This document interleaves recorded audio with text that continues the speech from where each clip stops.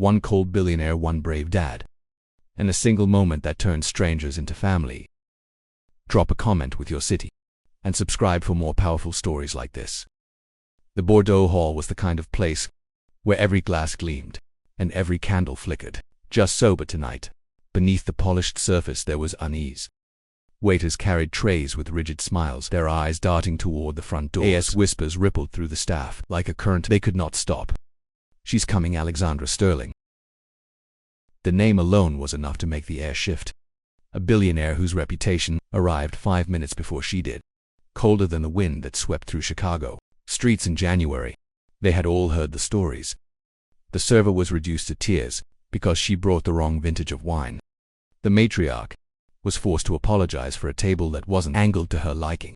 The kitchen staff was working in silence after a single glare cut through their chatter like glass. Nobody wanted to face her tonight. Nobody wanted to be the one who bore the brunt of her impatience, her disdain, her carefully sharpened words.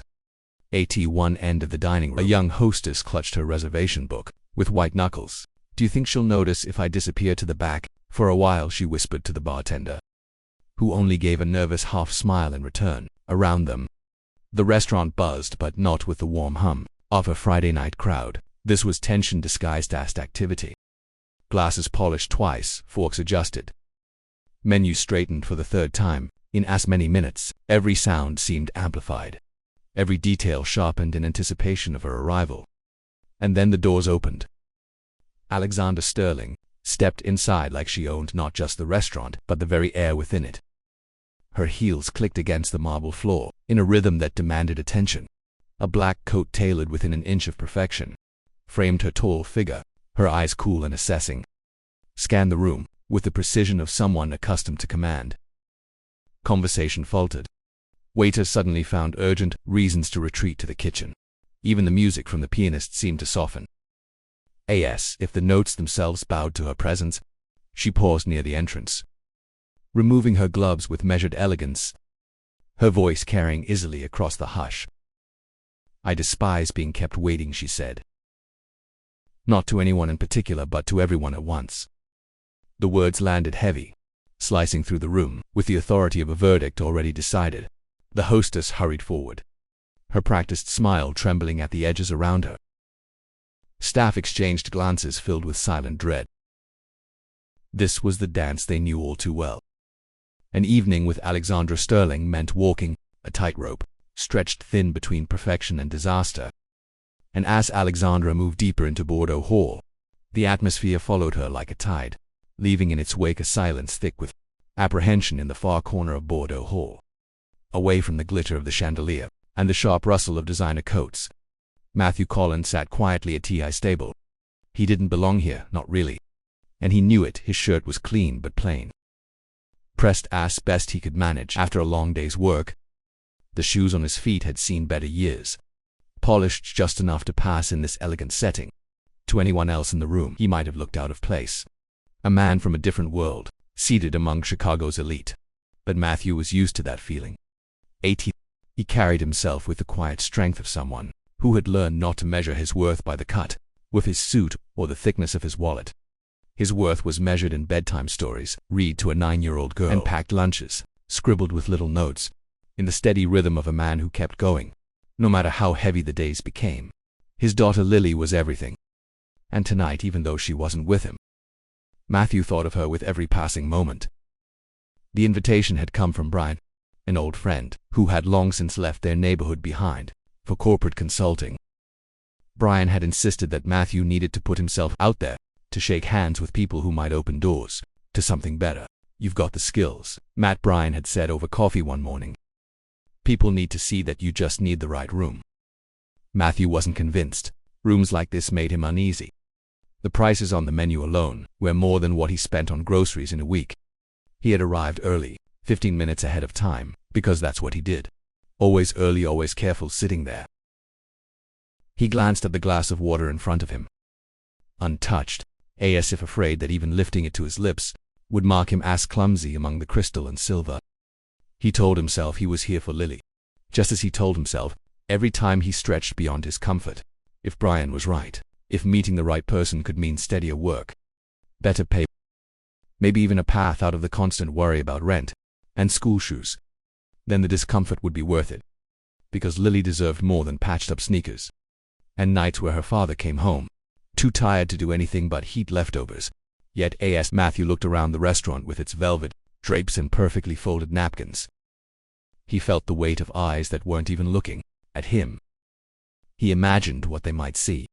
A maintenance man in a world built for people who own skyscrapers, not fix the elevators inside them. He exhaled slowly, steadying himself. He had faced worse hospitals, funeral homes, conversations where he had to explain to a little girl why her mother wasn't coming back. Compared to that, a room full of polished strangers couldn't break him. Still, he shifted in his seat, listening to the whispers about Alexandra Sterling's arrival. He didn't know her, not beyond the name that seemed to turn the air electric. But he understood fear in people's voices. And he could hear it now, in the waitstaff moving nervously across the floor. He caught the glance of a young waiter, pale and tense, rushing past, and for a brief second their eyes met. One man carrying a tray, the other carrying the weight of a different kind of life. Matthew offered a small, steady smile, the kind of gesture he gave Lily when she was nervous before a test. At school, it was all he knew how to do. Face the world with calm, even when everything around him shook. He didn't realize yet that calm was exactly what the storm at the front door was about to collide with. The hush that had swept through Bordeaux Hall when Alexandra Sterling entered lingered like smoke, wrapping around every table and every breath. Matthew felt it even in his corner. The way conversations shrank to whispers. The way silverware no longer clinked against porcelain. It was as if the whole restaurant was holding itself rigid, waiting to see who would dare move. When she walked past, he had just begun to steady his own nerves when he realized the storm was headed directly toward him. Her heels struck the marble like a gavel as she crossed the room, her gaze cold and exacting, each step making staff scatter further. The hostess trailed behind, visibly trembling, murmuring about reservations. But Alexandra brushed her aside with a flick of her hand. She stopped at Matthew's table, her eyes narrowing as if measuring and dismissing him all in the same glance. "This is where you seated me," she said, her voice carrying to every corner of the room. "No one in this place is worthy of sharing a table with me." The words weren't just a complaint, they were a verdict, cast loud enough for the waiters, pressed against the walls to hear, for the diners who had frozen mid-bite to swallow. Uneasily, Matthew lifted his eyes, calm and steady. He had spent years looking into storms, some emotional, some financial, some that came in the form of a daughter, asking impossible questions about why life had to be so unfair. This was just another storm, only louder, dressed in silk and diamonds. He folded his hands on the table, his voice even without an edge. "I don't think that's true," he said quietly, though his words carried farther than he expected. "Everyone here deserves to be treated with respect." The silence that followed was immediate and sharp. A fork clattered somewhere across the room, and then nothing. No cough, no shuffle of feet. Not even the pianist daring to touch the keys. Every eye swung toward the corner table, where a man in a plain shirt had just spoken words no one else would have dared to say. Alexandra's expression faltered just for a heartbeat. She was used to apologies, 2 hasty corrections, 2 people scrambling to fix her displeasure, before it turned into something worse. But this man hadn't scrambled. He hadn't apologized. He had simply met her stare and reminded her without flinching of a truth she had long ago buried beneath layers of control and wealth. Her lips curved into something caught between disdain and intrigue. She leaned slightly closer, her tone dipped in ice. "Do you have any idea who you're speaking to?" Matthew's answer was simple, his gaze unwavering. "Yes, but I also know it doesn't change the way people should be treated." The staff exchanged glances, some with wide eyes, others with the faintest flickers of relief that someone had said what they never could. For a moment, the great Alexander Sterling was the one standing in silence, studied instead of feared. Matthew didn't move, didn't fidget, didn't look away. Years of raising Lily alone had carved patience into his bones, teaching him how to stand steady while the world threatened to collapse. Now, in this polished hall of chandeliers and whispers, that patience was the only thing keeping the air from shattering. The tension was thick, almost unbearable. Yet beneath it was something else. An unspoken shift, for the first time in a very long while. Alexandra Sterling was not the one dictating the terms of the evening. She had been challenged not with arrogance, but with quiet dignity, and everyone in Bordeaux Hall could feel that something extraordinary had just begun. Alexandra held his gaze a moment longer, her expression sharpened like glass. Then, with a kind of deliberate grace that always placed her in control, she pulled out the chair across from Matthew and sat down. The room seemed to exhale, but the silence lingered, every ear still tuned to the corner table. She set her gloves neatly beside her plate. Her tone cool, measured, each word chosen like a chess move. "You speak of respect as if it is owed to everyone," she said, tilting her head slightly, her eyes studying him, as though he were an unusual specimen. "But the truth is, society doesn't work that way. Money dictates respect. Influence commands it. Without those things, people are invisible. Surely you've noticed." Matthew let the words settle between them, his calm unbroken. He had noticed, of course he had. He had lived it. Walking into offices where no one met his eyes, standing in grocery lines where people in suits glanced past him like he wasn't there. But he also knew that yielding to that belief meant giving it power. He lifted his glass of water slowly, took a sip, and set it back down with quiet care before answering. "I've noticed people try to pretend it works that way," he said, his voice steady. "But respect isn't something money can buy. It's something people either give freely or they don't. And the truth is real. Respect comes from how you treat others when you don't need anything from them." A flicker crossed Alexandra's eyes, something sharp, almost amused. She leaned forward, her words edged with challenge. "Tell me then, do you honestly believe a man without wealth, without power, without a name that carries weight, one can command respect in a world built on status?" Matthew's lips curved in the faintest smile, the kind that came not from arrogance, but from certainty earned the hard way. "I don't need to command it," he replied softly. "My daughter respects me because I show up for her. The crews I've worked with respect me because I work beside them, not above them. Respect isn't about power, it's about presence, about dignity." Her posture remained flawless, but her fingers tapped once against the linen tablecloth, betraying the irritation of someone unaccustomed to being met with resistance. "And yet," she said, her tone cutting, "when I walk into a room, everything stops. People bend, they obey. Isn't that proof that money shapes the rules? Whether you like it or not?" Matthew didn't flinch. "It might make people obey," he answered, his voice quiet but certain. "But obedience isn't respect. Fear isn't respect, they're not the same. You can buy silence, you can buy compliance, but you can't buy someone's heart." For the first time that evening, Alexandra did not have an immediate reply. The corner of her mouth tightened, as if weighing whether to dismiss his words as naive, or to admit they struck closer than she wanted. Around them the staff shifted, sensing the tremor beneath her composure. Matthew leaned back slightly, his voice softening. "Money is a tool, power is of position, but dignity that belongs to everyone. And kindness." He paused, his eyes holding hers. "Kindness is the one thing that proves who we really are." The pianist, perhaps sensing the weight of the moment, let a single note drift into the air, breaking the stillness. Alexandra's gaze lingered on Matthew longer than she intended. She had come expecting a deference, the usual trembling compliance. Instead, she found herself staring at a man who carried no wealth, no title, no armor, but his own calm conviction. And somehow that unsettled her more than any challenge she had faced in years. For a long moment, Alexandra sat in silence, her fork untouched, her eyes steady on the man across from her. The sharpness in her tone had dulled, not gone, but softened enough that something else began to slip through.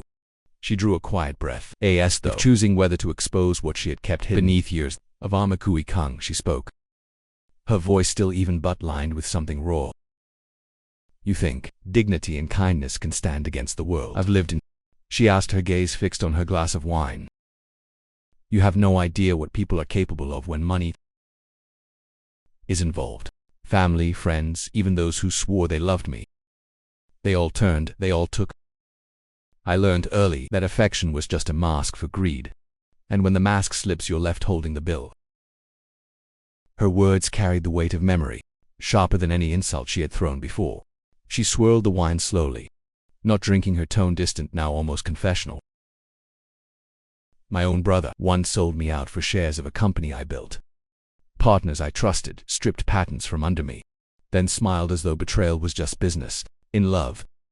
She paused, her jaw tightening. Love was the cruelest joke of all. Promises turned to contracts, affection to leverage. Every person who claimed to care for me ended up seeing only what they could take. The room, once filled with the hum of diners, seemed to fade as her words stretched across the table. For the first time that evening, Alexandra Sterling wasn't the untouchable figure who silenced rooms with a glance. She was a woman describing scars no one else could see. Matthew listened, his hands folded loosely, his expression unchanged, except for the quiet focus in his eyes. He didn't interrupt, didn't rush to fill the silence. He simply let her speak. The way he had learned to let Lily talk through her fears after nightmares woke her in the dark.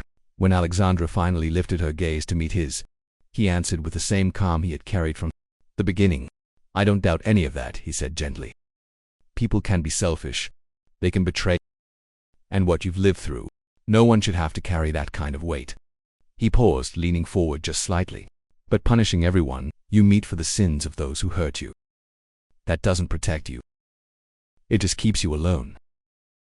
Her eyes flickered, the steel in them dimmed by a flash of something more fragile. He had named what she had never admitted aloud. That her power, her sharp edges, her unyielding control were less about superiority and more about survival. You call it punishment, she said, her voice quieter now. I call it self-preservation. Matthew nodded slowly. As though considering her defense. Maybe it started that way. But somewhere along the line, survival turned into walls so high, no one could climb them. Not even the people who never meant you harm. He let the words linger, then added, and I think you know that for the first time. Alexandra looked away, her eyes tracing the candlelight, trembling against the glass. The woman who had walked into Bordeaux Hall with command in every step now seemed, if only for a moment, uncertain in across from her. The man in the plain shirt didn't press, didn't gloat. He simply waited, his steady presence speaking more loudly than any argument could. Matthew let her words linger in the air, the kind of confession that felt heavier than the crystal glass she held between her fingers. He saw the sharp edges in her voice, but he also saw the weight beneath them. And in that pause, he realized there was only one way to answer her walls, by lowering his own. He drew a slow breath, his eyes steady, his voice carrying the quiet gravity of someone who had lived through nights darker than most. I can't pretend I know what you've faced, he began softly. But I do know what it feels like to lose trust, to lose someone you thought you couldn't live without. His hand shifted slightly on the table, fingers brushing the rim of his water glass, as though steadying himself. My wife Anna, she passed away 4 years ago. Cancer. The word fell heavy, yet his tone carried no bitterness, only the weight of memory. We fought as hard as we could, but in the end it was me and Lily left behind. She was only 5 at the time, too young to understand why her mother wasn't coming home, too young to understand why the woman who tucked her in at night wasn't there anymore. Alexandra's eyes flickered, her usual composure interrupted by the rawness of his words. Matthew didn't rush. He let the truth come out the way it always had, with patience, with honesty. Never dressed up in anything more than what it was.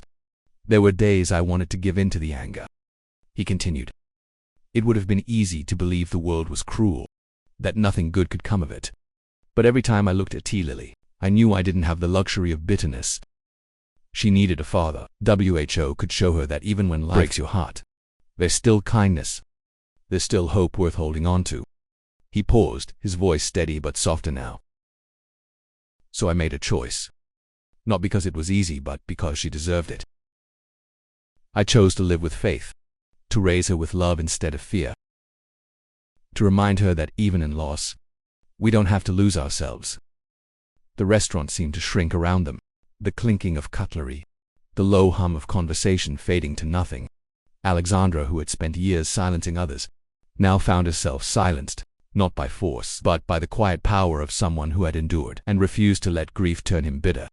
You're telling me, she said slowly, her voice almost cautious, that you could go through that and still believe in people. Matthew's lips curved in the faintest trace of a smile.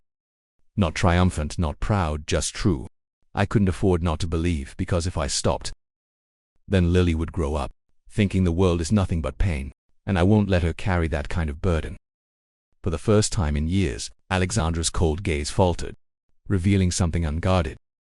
She had armored herself with wealth, with control, with distance, but here was a man who had faced a wound as deep as hers. And instead of building walls, he had chosen to open doors for his daughter. That possibility, hope instead of rage, was something she had never let herself imagine. And across the table, Matthew Collins sat in his plain shirt, a man who had lost as much as she had, but who had somehow found a different way forward. Matthew's words hung in the air like a steady flame, soft but unyielding. Alexandra studied him across the table, her fingers resting against the stem of her glass, her posture still perfect, but her eyes unsettled in a way no one else in Bordeaux Hall would have dared to notice. She was a woman used to walls, walls built from betrayal, from power, from the cold certainty that distance meant safety. Yet here was a man stripped of wealth and title, who had faced loss as crushing as her own, and still he spoke of love, as if it were a choice that could be made. Every morning, Matthew leaned forward slightly, his voice lowering, his words measured but firm. You know, money is a strange thing. For some, it's a shield, for others, it's a weapon. But at the end of the day, it can't change who we are.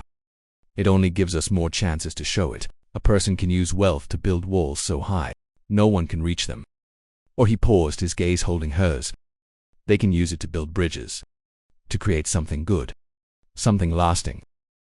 Alexandra's breath caught almost imperceptibly.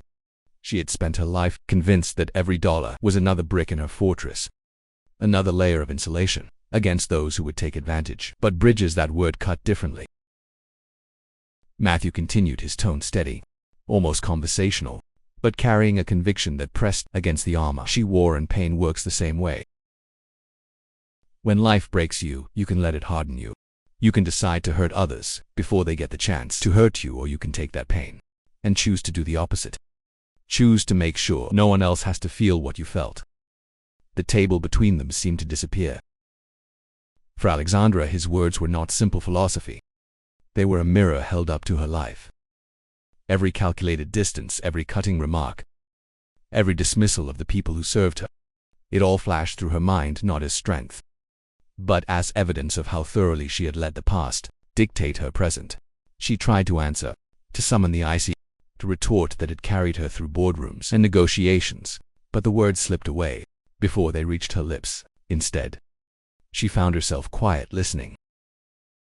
Matthew's expression softened, his voice gentler now. We can't control what's been done to us, but we can control who we become because of it. That's where the choice is. For the first time in years, Alexandra felt the ground shift beneath her certainty. She had built an empire on control, on never allowing herself to be vulnerable again. But sitting here across from a man who had endured his own losses and refused to let bitterness rule him, she felt something she hadn't allowed herself to feel in decades. Doubt that her way had truly protected her, that her walls had given her anything more than loneliness.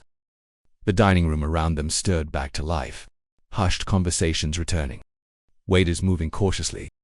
Yet at that table in the corner, it was as though time had stilled. Alexandra Sterling, the woman whose presence could silence a room, sat in silence, herself turning over words that had pierced deeper than any challenge they're thrown at her in a boardroom. And Matthew, steady and unpretentious, simply waited. He wasn't trying to win. He wasn't trying to impress. He was offering her something rarer than wealth, rarer than power, an invitation to believe that even the broken pieces of life, it could be remade into something whole again. When the dinner ended, there was no dramatic farewell, no grand gesture. Alexandra simply stood, adjusted her coat, and gave Matthew a look that lingered longer than she intended. He rose politely, offering a nod, and for the first time in years, she left a room, not entirely certain she had been the one in control. That uncertainty followed her home. It echoed in the stillness of her penthouse, in the quiet hum of an elevator that carried her to floors no one else could reach. Yet in the silence, she found herself replaying his words, his steady tone, a calm that had disarmed her more effectively than fear ever could. A few days later, a message arrived on Matthew's phone. Short, formal, a thank you for his time. But when he replied, equally brief, equally polite, it opened a door neither of them expected. One message became another. Soon their exchanges drifted from polite acknowledgments into conversations about work, about parenting, about the small, ordinary moments that shaped their days. For Matthew, it was surprising to find that beneath Alexandra's carefully polished exterior, there was someone curious. Someone who asked questions, not just to control a narrative, but because she wanted to understand. For Alexandra, it was startling to discover that Matthew never asked for anything. No favors, no opportunities, no advantages. He simply spoke with honesty, offering glimpses of a life lived with purpose, even without wealth. Weeks passed, and what began as courtesy grew into friendship. Alexandra suggested a visit, tentative, cautious, though unsure how her presence would be received. And so one Saturday afternoon, her sleek black car rolled down the narrow streets of Chicago's South Side, far from the polished marble she was used to. She stepped out in her tailored coat. Suddenly aware of how out of place she looked against the rows of modest apartments, Matthew met her at the door. His smile easy, his manner as unshaken as ever, but it was Lily who broke the moment wide open. The little girl came bounding to the doorway, her hair in loose braids, eyes bright with curiosity. "Are you the lady Dad had dinner with?" she asked without hesitation, her voice clear, her innocence cutting straight through Alexandra's defenses. Alexandra froze, caught off guard by the directness only a child could bring. She expected judgment or the kind of hesitation adults carried when they recognized her name, but Lily's gaze held none of that. It was simply a child's question, wrapped in curiosity unclouded by anything else. Something in Alexandra's chest tightened, a feeling she hadn't allowed in years. "Yes," she managed softly, her voice lacking its usual edge. "Yes, I am." Lily grinned, the kind of smile that reached her eyes without effort. "Do you like pancakes? Dad burns them, but I can make shapes." The laugh that slipped from Alexandra was genuine, unguarded, surprising even to herself. In that moment, the billionaire who silenced boardrooms found herself disarmed by a 9-year-old's invitation. She stepped inside the apartment, noticing the mismatched furniture, the toys scattered across the floor, the warmth that filled the small space. It was not luxury, but it was home. And as the afternoon unfolded, with Lily showing off her drawings, Matthew making coffee in a chipped mug, and Alexandra listening more than she spoke, something shifted. For the first time in years, she felt the faint stirrings of belonging. Not because of her wealth, but because of the simple way they welcomed her in. The first visit turned into another, then another, until Alexandra's sleek car, parked outside Matthew's building, became a familiar sight. At first she arrived with hesitation, unsure whether she belonged in their modest world, but slowly the walls she had carried for decades began to bend. She found herself slipping into their routines, not as a guest of honor, but as someone simply welcome. On Saturday, she joined them at the neighborhood market. It was a far cry from the private delivery she was used to. Aisles crowded, prices scrolled on cardboard signs. But she discovered something strangely freeing about choosing apples beside Matthew, listening to Lily chatter about which ones were best for pie. Alexandra carried the bags herself, the weight in her hands oddly grounding. Sunday afternoons meant walks in the park. Lily darted ahead, her laughter spilling into the crisp Chicago air, while Matthew and Alexandra walked side by side, their conversation meandering between small talk and the deeper threads that bound them closer. Each time, Alexandra caught herself watching the easy way Matthew listened, how he never filled silence with words, just to prove something. It was the kind of attention she hadn't known she craved. Evenings brought the kitchen alive. Matthew would set out the basics: flour, eggs, milk, and Lily would declare herself sous chef. Alexandra, in a silk blouse instead of an apron, rolled up her sleeves and joined in. It was clumsy at first, her manicured nails dusted with flour, her laughter quick and surprised when batter splattered across the counter, but Lily beamed at her, eyes wide with admiration. And suddenly, Alexandra felt lighter than she had in years. One morning, while Matthew fumbled with the skillet, Lily tugged at Alexandra's sleeve, and whispered with conspiratorial pride, "Miss Alex makes the best pancakes ever." The words landed with unexpected force. Alexandra had closed billion-dollar deals, earned headlines, commanded rooms full of power brokers. Yet nothing had ever warmed her the way that simple declaration did. She laughed, then really laughed without calculation, without restraint. It startled even Matthew, who glanced at her as if witnessing a side of her he hadn't thought possible. Over time, Lily's nickname stuck. Miss Alex wasn't a title of wealth or power. It was a child's gift of belonging, one that Alexandra accepted with a softness she no longer tried to hide. She found herself looking forward to the evenings, filled with school projects spread across the table, 2 grocery lists scribbled in Lily's handwriting, to the ordinary rhythm of life that money had never been able to buy. For the first time in decades, Alexandra Sterling wasn't defined by her empire or her reputation. She was simply a woman welcomed into a home, invited to share meals, laughter, and moments that mattered far more than her polished office towers. And as she sat at that worn wooden table, flowers still on her hands, Lily's praise echoing in her heart, Alexandra felt a truth she hadn't dared to believe. Happiness wasn't something to conquer. It was something to receive. It happened on a rainy evening, the kind of when the city outside seemed to fold into itself, lights blurred through street thunder, grumbling low above Chicago's skyline. In Matthew's small apartment, the power flickered once, twice, and then everything went dark. For a moment, silence held the room, broken only by Lily's soft gasp. But then Matthew struck a match, and the glow of a single candle lit their kitchen table. Soon 3 candles flickered together, shadows dancing gently against the walls. The 3 of them gathered close. The ordinary table transformed into something sacred by the warm circle of light. Lily rested her chin on her hands, eyes wide with excitement rather than fear. "It feels like camping," she said, giggling, as if the blackout were nothing more than an adventure. Alexandra smiled, watching the child's joy bloom in a space where most adults would have felt inconvenience. She realized she couldn't remember the last time she had found beauty in something so small, so unpolished.